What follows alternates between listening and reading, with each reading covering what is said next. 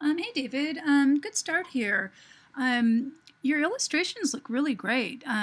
Yeah, that's a big part of this assignment, as you know. So really, what needs to happen now is you just need to create the design part of it and the layout part of it. And what I would suggest is just viewing that video that I did for week 7 and 8, and just think of different ways that you can arrange these. And I posted a whole bunch of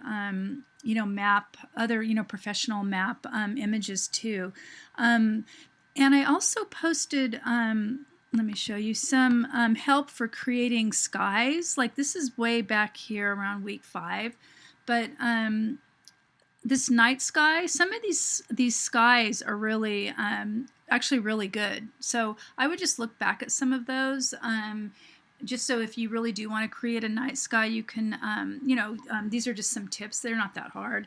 And let me show you somebody in your classes. This is a recent one I just graded. But see how, so they just have their attractions too, but you see how it's laid out and it really utilizes the entire picture plane. Let me see if I can find another one. I think, yeah, this is without the text. This is someone else's. I think I've already showed you this. But again, you don't have to use anything like this. I wish I could find their other, just a second, sorry. Oh, here's the one with the text in. And I'm not saying this is just one way to do it, the way she did it, but I don't know. I probably wouldn't copy this, but notice how the color, less saturated color will work a lot better than the bright greens and some of the, the bright oranges. I mean, I like the orange. I probably wouldn't change that, but the backgrounds are really strong. If you make a really strong background, it's just going to dominate everything. So I would suggest something a little bit, just a little bit more neutral. And again, you can see how they really created unity with repeating shapes and repeating color. And that's, that's really important. I mean, you can also look at, oh gosh, some of these posters that I posted for research. Just notice how these were created and what's working to create unity, like why they're working the way they are. And also look at the color. Now they have some saturated color, but notice how the color repeats around and there's not big blocks of it. Whenever you have a big block of color, it's really hard to deal with.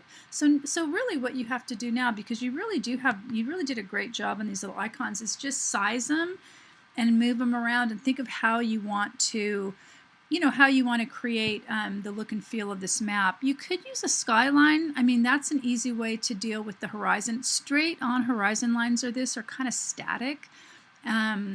So to break that up, and that's why some of these with, some of these with the skylines for the back, you can even see the skyline and you can see how muted it is in the background. But again, people recognize the buildings and they don't have to be perfect. Again, note the skyline and note how, it's broken up here. It's not just straight across. You're never going to see straight across because it's really hard on well, there's a little bit, but look at it's way down here.